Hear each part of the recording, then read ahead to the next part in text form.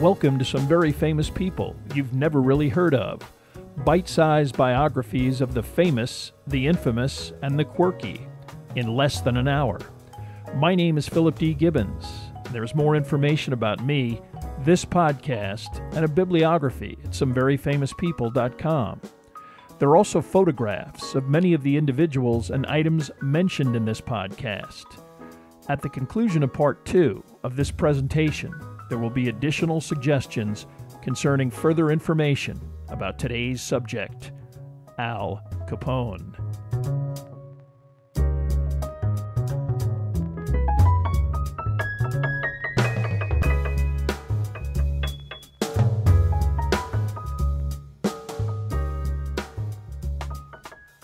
Now let's continue with our story about Al Capone. The murder of Weiss was one of several gangland hits carried out by a newer face in the Capone entourage. Born Vincenzo Garibaldi in Licata, Sicily, Garibaldi's family emigrated to Brooklyn when he was a boy, where his father died in Brooklyn under uncertain circumstances, and his mother remarried Angelo de Mora, a Chicago grocer. De Mora sold large quantities of sugar, a major ingredient in illicitly produced alcohol, to competitors of the Jennas, who murdered him as a result. By then, Vincenzo Garibaldi was a former boxer who would change his name to Jack McGurn, Irish fighters always more popular with Chicago fight crowds. He quit after a mediocre pro career, but through contacts became a bodyguard for the Capone organization, while systematically murdering anyone who had anything to do with his stepfather's killing. Al Capone, impressed by this kind of ruthless mentality, assigned McGurn the task of neutralizing the O'Donnells, a small but annoying gang of bootleggers who occasionally impinged on the outfit's Chicago territory. On April 27th, a Lincoln limousine that belonged to Klondike O'Donnell was borrowed by Thomas Red Duffy, an O'Donnell gang member, who eventually picked up both of the O'Donnell brothers. Typically, this group then brazenly headed to the center of Cicero on a drunken pub crawl only blocks away from the Hawthorne Inn.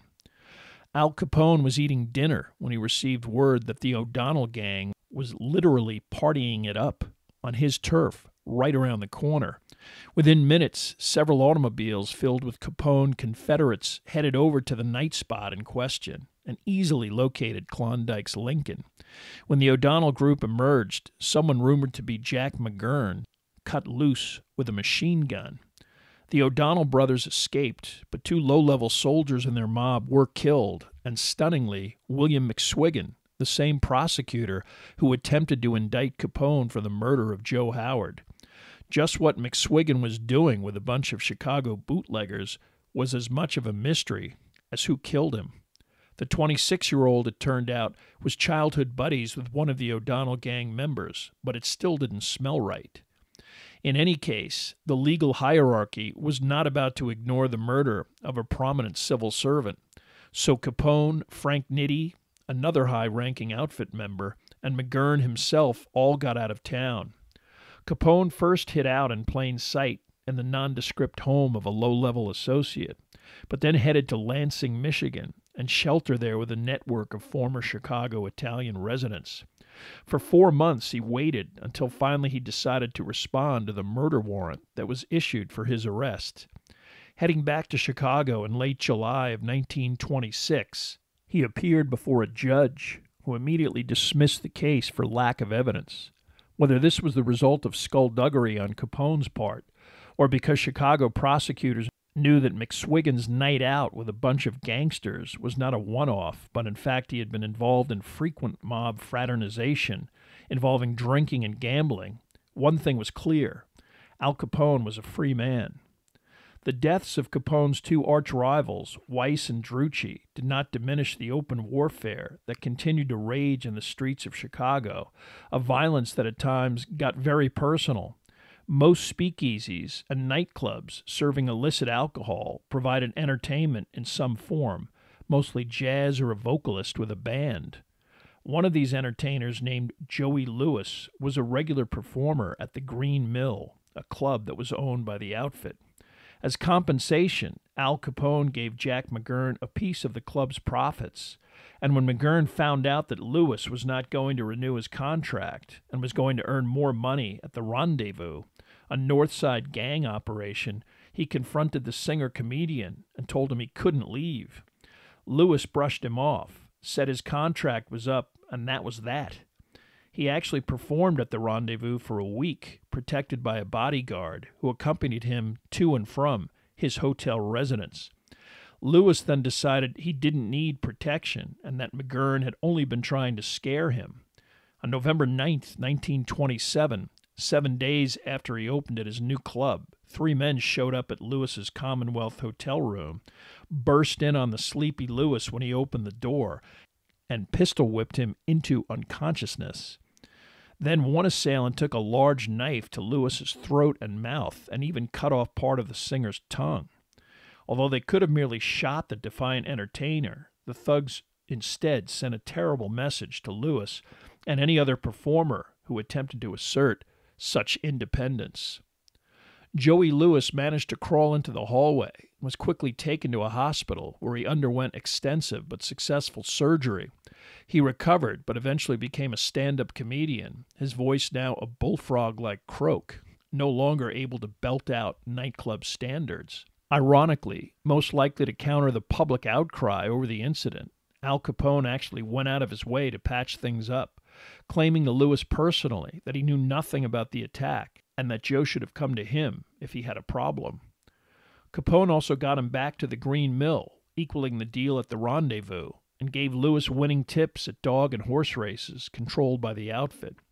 Lewis's career continued successfully well into the 60s, and a biographical film starring Frank Sinatra called The Joker is Wild was produced in 1957, reiterating Lewis's terrible ordeal and recovery. Jack McGurn's high profile did not escape the violent scrutiny of the Moran Northsiders. Twice in early 1928, 2 of Bugs Moran's most reliable enforcers, Pete and Frank Gusenberg, managed to put him into a hospital via machine gun bullet wounds, but failed to kill him, McGurn able to identify his assailants both times. But neither Al Capone or his triggerman were able to focus on these 2 individual threats, caught up in other much more complicated and relevant power struggles. The first involved Frankie Yale, his former employer, who still had an important relationship with Capone.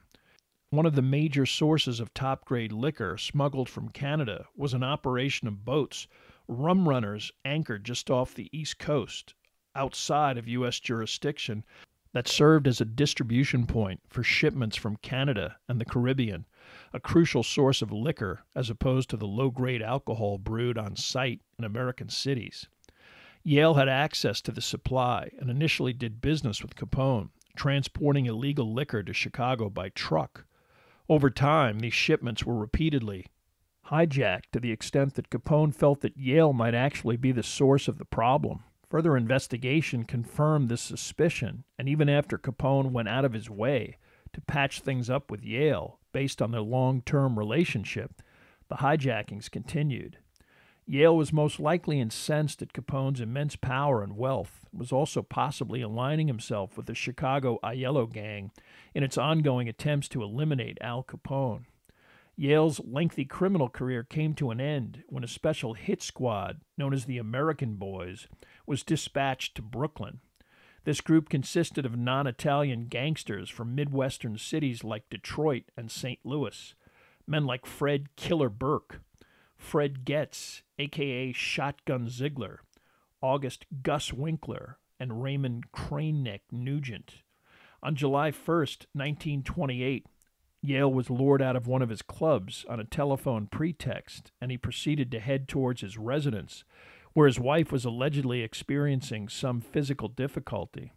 His elegant bulletproof Lincoln was easy to spot, and a Buick packed with the American Boys quickly began a high-speed chase that ended with Yale being shot through non-bulletproof glass by both a machine gun and shotgun.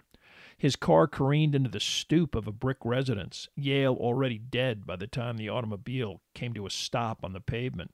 The Buick was later found nearby, weapons including a Thompson submachine gun inside. The gun was later traced to an arms dealer in Chicago, perhaps a deliberate message to any other mobsters in New York who might wish to cross Al Capone. Despite other evidence that clearly led back to the outfit, New York police investigators were completely stonewalled when they attempted to link the Capone gang to the murder.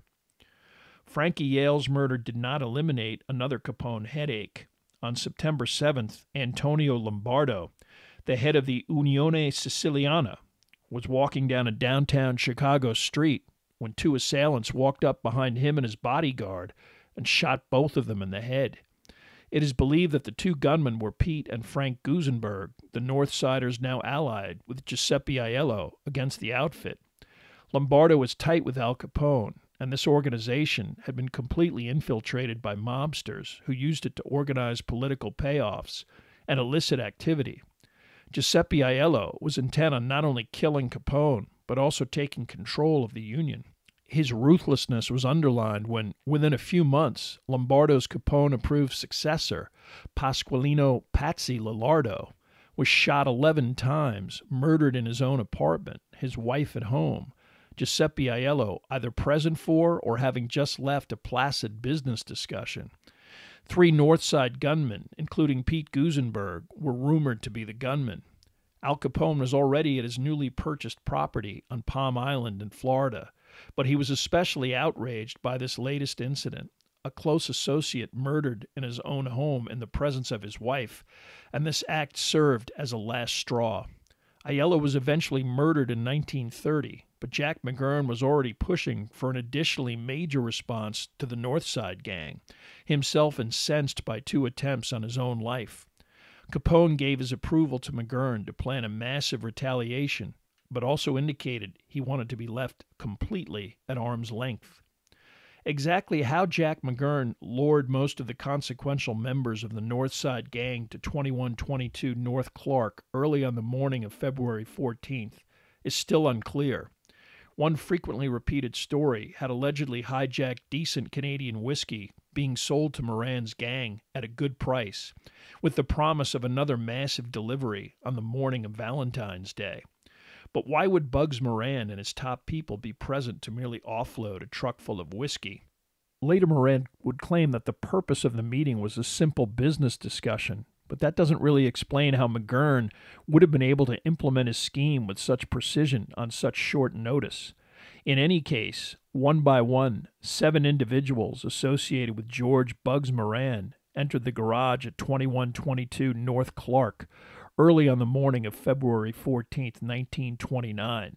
This group included Frank Gusenberg, a Moran hitman involved in numerous gangland killings, his brother Peter Gusenberg, another Moran killer and enforcer, Albert Kashelek, a.k.a. James Clark, a Moran bodyguard and George Moran's brother-in-law, Adam Heyer, a Moran gang accountant, Albert Weinshank, a Moran speakeasy operator, John May, a per diem car mechanic, and Reinhard Schwimmer, an optometrist who hung around the Moran gang, tolerated probably because he was a heavy gambler. It was either the arrival of Weinshank or Schwimmer, both of whom resembled Bugs Moran, upon which lookouts mistakenly singled the gang leader's presence in the garage. Because Moran showed up late, observed the hit team's car, which was disguised or might even have been a stolen police car, the gang boss drove on and never entered the garage. Initial historical accounts of the killing describe 4 men, Fred Killer Burke, John Scalise, Albert Anselmi, and Joe Lolordo, who entered 2122 North Clark. But more than 5 years later, a criminal named Byron Bolton was arrested with other members of the Barker gang. Bolton, a known former associate of Fred Getz, also known as Shotgun Ziegler, claimed that individuals Capone referred to as the American Boys had actually committed the crime. He designated Getz, Killer Burke, Gus Winkler, and Robert Carey as the actual shooters. It is unlikely that whoever planned the massacre would have used Capone enforcers like Lolordo, Anselmi, and Scalise, as the plan required the Moran gang members, several of them armed, to submit peacefully, tricked to believe that they were being arrested by police. The American Boys would not be recognizable to the victims and would be able to pull off the job. Unfortunately, because none of the killers knew what Bugs Moran looked like, all 7 of the men would be killed, the assumption that Moran was definitely one of the 7. A few minutes after 10:30 a.m., Jeanette Landsman, a housewife who lived in the apartment adjoining the garage at 2122 North Clark, heard a rapid knocking sound through the wall of her home. She looked out of her front window in time to see 4 men, 2 who seemed to be police, quickly getting into a car and driving rapidly down the street. When she went next door and tried to open the door to the building, it was stuck, but by now she could hear a dog howling from inside of the structure. This was Highball, a German Shepherd watchdog employed by the Moran gang. By then, another neighbor named Claire McAllister had also heard the commotion and the howling dog, and he was able to force open the front door and enter the building.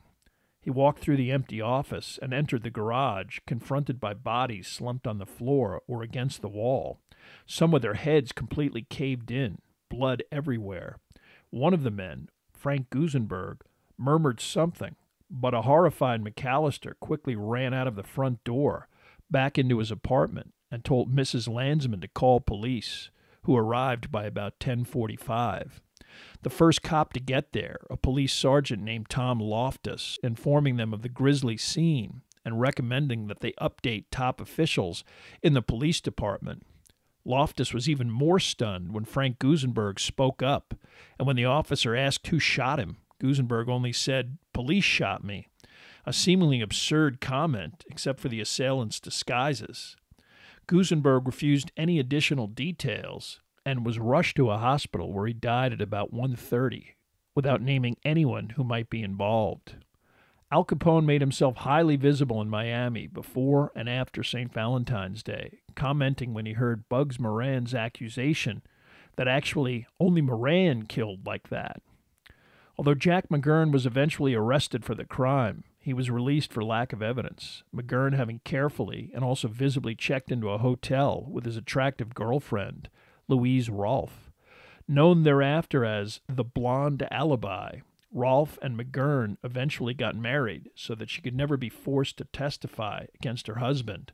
Although several witnesses were able to identify Fred Killer Burke, he was already a fugitive and eluded police by fleeing to a rural part of Missouri. No one was ever prosecuted for the St. Valentine's Day massacre. Although Bugs Moran escaped injury, his gang was essentially neutralized, and in the early 30s, he left Chicago altogether. He resumed his life as a petty criminal, engaging in crimes involving forgery and bank robbery.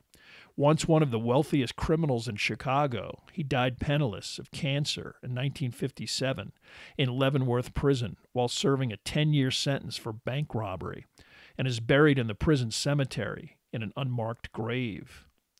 The St. Valentine's Day Massacre also turned the public, and especially the federal government's perception of Capone, from that of a local Chicago celebrity into a national menace.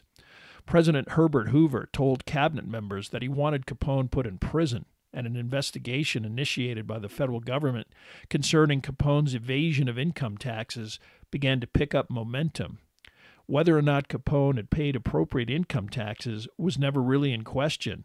He had never even filed a tax return of any kind, but maintained that he did not have any taxable income. So the challenge for federal investigators was proving that Capone did have income, which was difficult because Capone carefully avoided creating any kind of financial paper trail. He never endorsed checks, never had bank accounts, and concealed any property he owned with the names of family members or associates. But based on the huge sums that Capone spent on hotel suites, food, clothing, cars, and entertainment, it was clear that he had access to a great deal of money. By March of 1929, the federal government had successfully compelled testimony in front of a grand jury from Capone himself. While this investigation proceeded laboriously, in mid-1929, a curious incident occurred which only added to the mysterious lore surrounding Al Capone. In mid-May of 1929, Capone traveled to Atlantic City to participate in what became known as the Atlantic City Conference.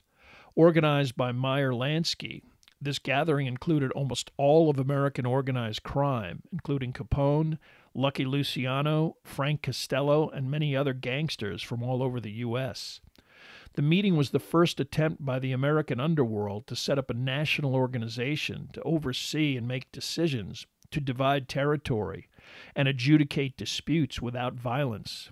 Another underlying issue was a resolve to minimize the attention that Al Capone was generating, involving both the type of violence that occurred with the St. Valentine's Day Massacre and Capone himself, who routinely sought out positive media coverage and made himself publicly prominent to the point of celebrity, behavior that created hostility from other prominent underworld figures who abhorred attention of any kind. Following the conference, which concluded on May 16th, Capone intended to return to Chicago by train via Philadelphia. With some time on his hands, he and a bodyguard went to a movie, and when the film ended, upon leaving the theater, both men were arrested, searched, and found in possession of a firearm, in Capone's case, a .38 caliber revolver. Within 24 hours, Al Capone pled guilty in front of a judge and was sentenced to a year in jail. Initially, based on the incredible speed of the process, there was suspicion that Al Capone might have staged the entire incident. With outrage over the murders of February 14th, a federal tax investigation underway, and the possibility that despite his power, other underworld criminals might try to assassinate him, what better place to hide out than in official custody? Capone was held in Eastern State Penitentiary, supposedly in a decorated, luxurious cell with access to sumptuous meals and even liquor. But today, even that perspective and Capone's conditions are the subject of debate. For Capone to willingly submit to extended incarceration in another state and to orchestrate the lightning-fast process that put him behind bars seems far-fetched. Most likely, this incident demonstrates how prominent Capone had become and the notoriety and hostility he generated from law enforcement. With time off for good behavior, Al Capone was secretly released on March 17, 1930, a day early amid an outcry from the press as to why he received such preferential treatment, the release and his whereabouts frustrating official Chicago's threats to bar him from the city if he tried to return. In hiding for several days, Capone finally appeared publicly, confronting both the Chicago police and the feds to arrest him. Having nothing to charge him with at that time, neither entity did, and Capone returned to his luxurious Lexington hotel offices. But his respite was brief. In late April, the Chicago Crime Commission, a watchdog collection of businessmen with no legal standing, issued a list of the 14 most prominent public enemies in the city. Headlines about this list screamed over the front pages of every American newspaper, and when Capone attempted to hide out in Miami, he was continually arrested there as a public nuisance, harassment that he eventually successfully fought in court. But the inevitable legal noose was tightening. By late 1930, Capone associates Jake Guzik, Frank Nitti, and even Capone's brother Ralph were successfully prosecuted for tax evasion.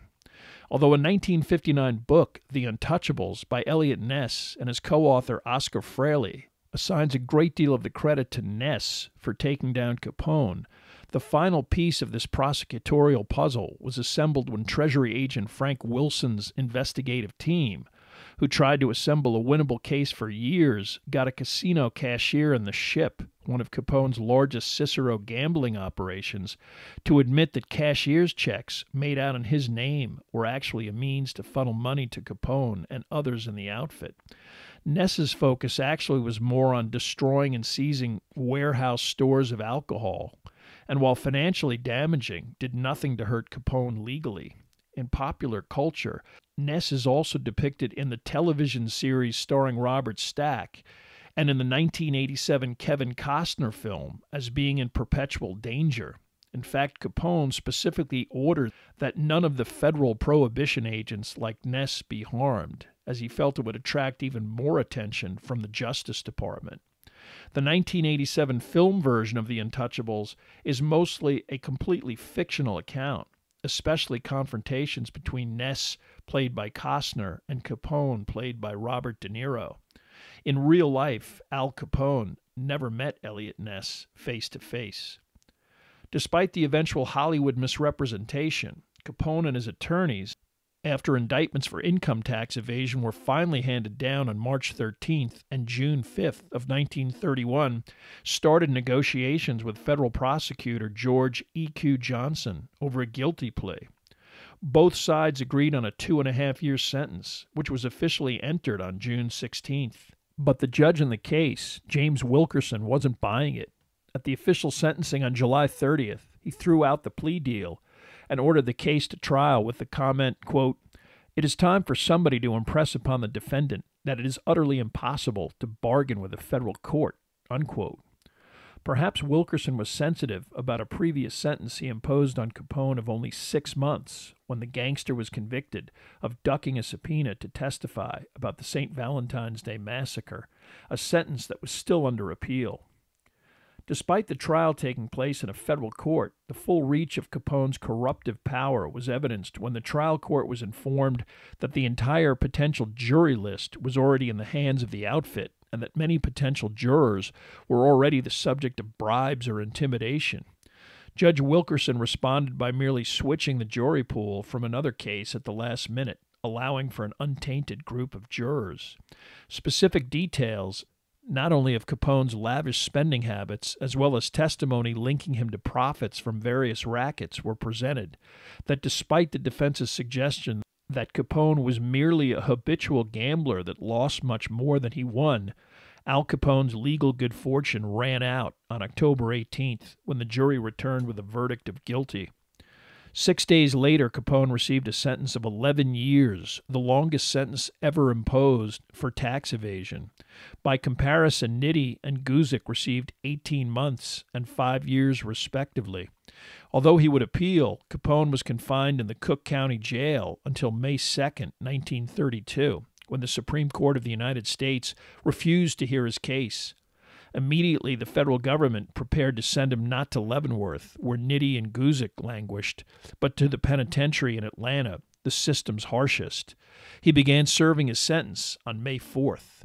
A medical examination at Atlanta confirmed that Capone suffered not only from syphilis, but also the effects of long-term gonorrhea, which was more treatable than the former condition, which was incurable.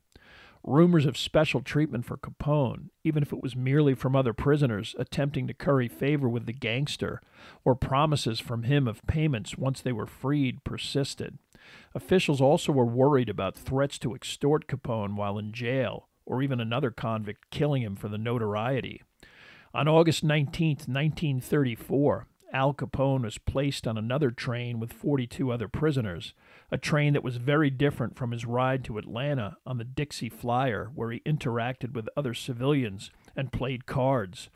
It was armored with bulletproof plating, its windows barred, the Atlanta prison warden and numerous heavily armed guards along for the ride. The occupants were not told of their destination, but rumors had swirled for months about a newly constructed federal prison, even harsher than Atlanta, an escape-proof dungeon on an island in San Francisco Bay. It was called Alcatraz.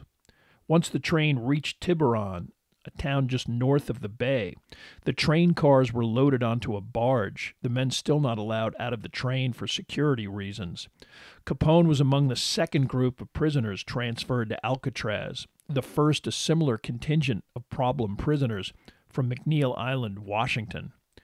The conditions in Alcatraz were severe, each man assigned to a single 5x9 cell with a low ceiling, with mostly built-in accessories, including a bunk attached to the wall with chains. The new arrivees were warned that the swirling, freezing cold water around the island would drown them in a matter of minutes and sweep them out to sea, escape therefore impossible. Probably the most important facility in the prison was the cafeteria, where security was especially tight, with tear gas canisters that could be automatically activated to engulf the entire area in the event of a riot. No talking was allowed, and there were other stringent rules that, if violated, meant a trip to D Block, a completely separate isolation unit which included cells imposing total sensory deprivation. Each day started at 6 a.m., prisoners dressed, and then were taken to breakfast. After that, they went to work, usually some mundane task pushing a broom or working in the laundry. 11:30 was lunchtime, the most substantial meal of the day. A brief break back in the cells before work resumed for the afternoon. A modest dinner was served at 6:30, and afterwards the convicts were locked back in their cells. Capone took to passing the time with magazines. All mail was transcribed from its original print or handwriting to a different piece of paper. Some of Capone's equally prominent neighbors were Arthur Doc Barker and George Machine Gun Kelly. Like all other inmates there, he was permitted visitors, but only 2 at a time, under very specific guidelines, which precluded any ex-cons, including his brother Ralph. Because of his notoriety, his propensity for braggadocio about past criminal exploits, and his constant demands from the warden for special treatment, Al Capone was not a popular inmate. In fact, on June 26, 1936, another con stabbed him with a detachable blade of a pair of barber shears, which Capone survived. That same year, his wife visited him for the first time, but this visit was awkward.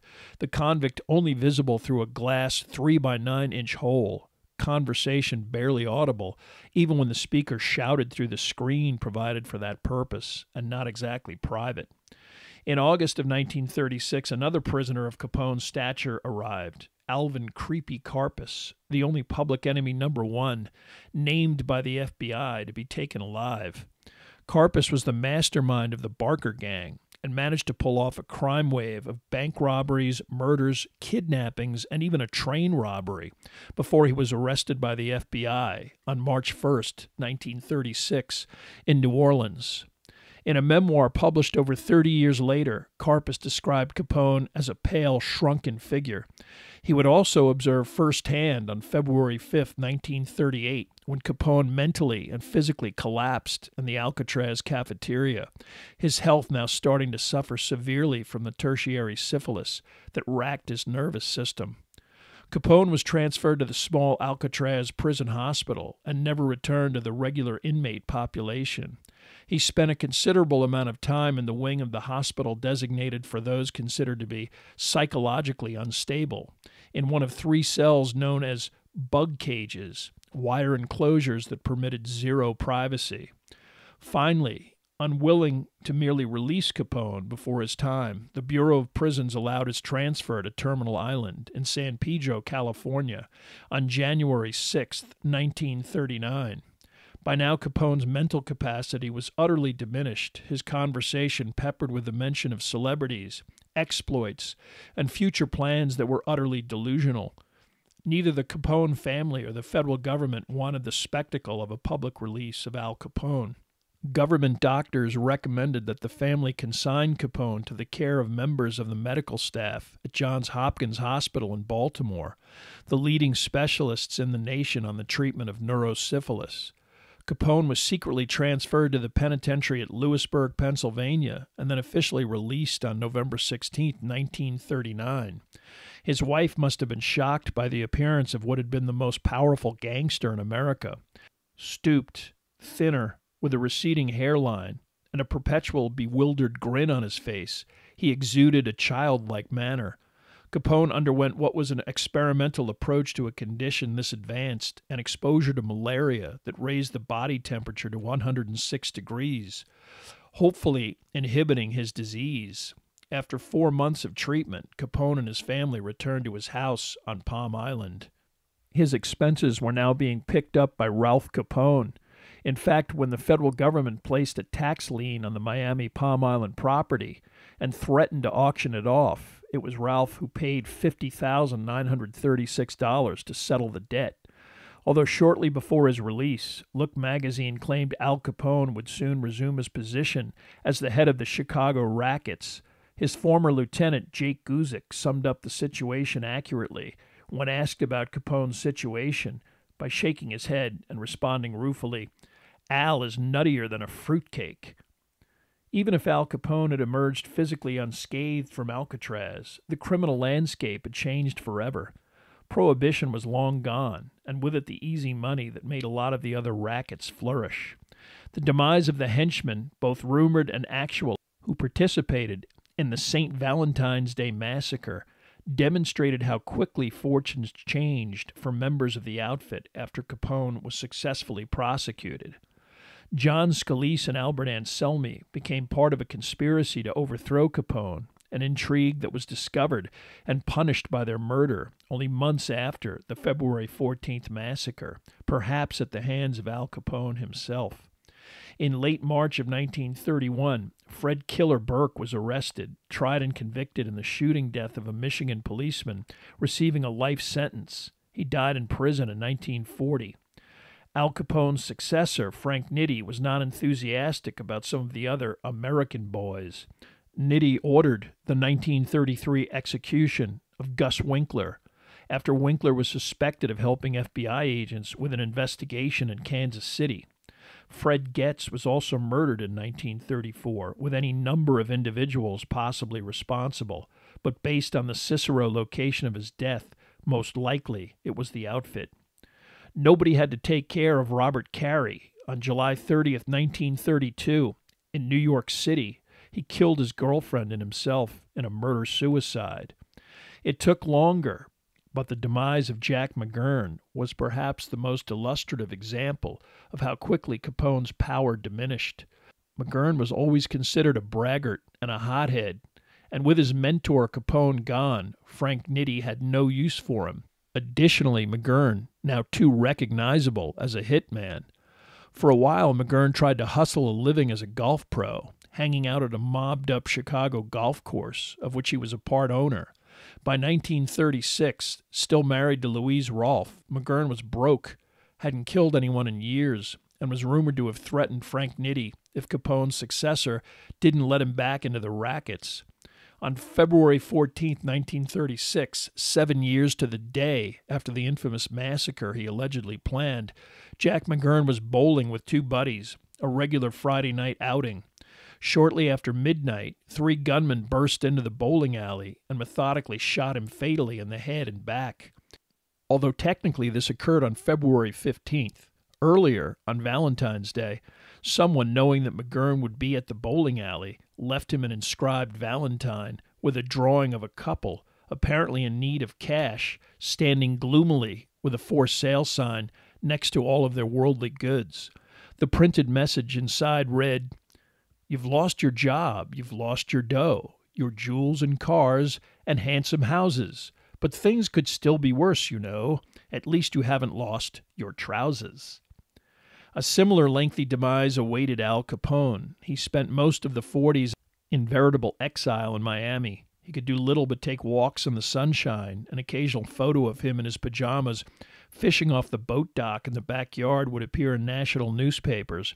By then his medical condition was public knowledge, although it was described judiciously as a nervous condition or paresis, the word syphilis rarely mentioned in polite society. Penicillin was administered to him finally in the mid-40s, but that would do nothing for his already damaged mind. Al Capone died suddenly on January 25, 1947, aged 48. His death ascribed to a stroke and subsequent cardiac arrest. In his final years, he and his family survived on modest amounts provided by former Chicago associates and his brother Ralph. Upon his death, these payments ended. His wife had to sell her Miami home only a few years later, unable to maintain it. Although rumors of a vast hidden Capone fortune persist to this day, when he died, his personal attorney publicly stated that Al Capone was virtually penniless. Whether spent, stolen by others while he was in prison, or lost when his mind could no longer remember where he had hidden it, his estimated $100 million fortune, $1.5 billion adjusted for inflation, was gone. A psychiatrist's examination just prior to the mobster's death indicated that he had the mental capacity of a 10-year-old. The New York Times was probably more accurate than it realized when its obituary called Capone's passing the end of an evil dream.